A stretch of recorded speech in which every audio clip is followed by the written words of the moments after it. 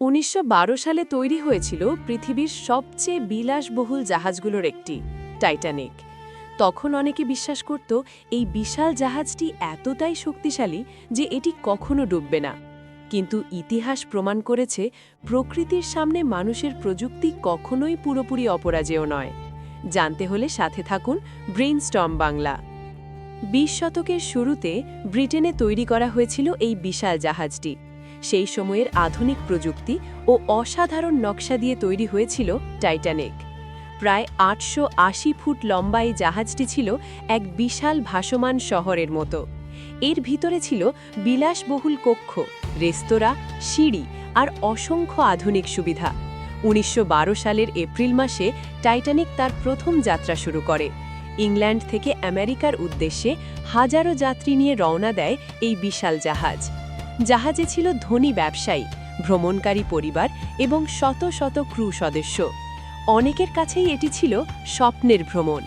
প্রথম কয়েকদিন যাত্রা ছিল একদম শান্ত এবং আনন্দময়।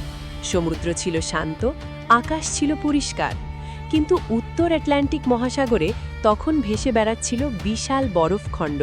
এই বরফখণ্ডগুলো জাহাজের জন্য অত্যন্ত বিপজ্জনক ছিল। অন্যান্য জাহাজ থেকে টাইটানিককে কয়েকবার সতর্কবার্তা পাঠানো হয়েছিল। সামনে বরফখণ্ড রয়েছে, এই তথ্য রেডিও অপারেটররা পেয়েছিল। ছোট বিরতি। তবুও টাইটানিক তার উচ্চ গতিতে এগিয়ে চলছিল অন্ধকার সমুদ্রের দিকে। ১৯১২ সালের ১৪ই এপ্রিল গভীর রাতে পাহারায় থাকা নাবিক হঠাৎ সামনে একটি বিশাল আইসবার্গ দেখতে পান। ক্যাপ্টেন দ্রুত জাহাজ ঘোরানোর নির্দেশ দেন, কিন্তু এত বড় জাহাজ মুহূর্তের মধ্যে ঘোরানো সম্ভব ছিল না।